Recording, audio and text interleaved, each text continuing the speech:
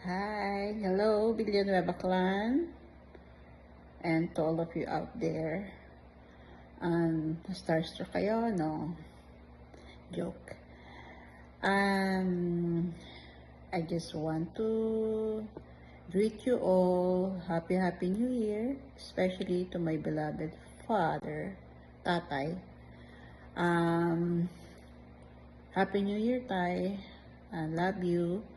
And although I am not there physically, but spiritually, kasama niyo ako.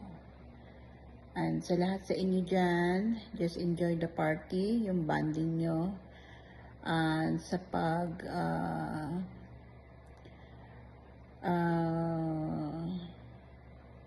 celebrate ng New Year 2025. Okay.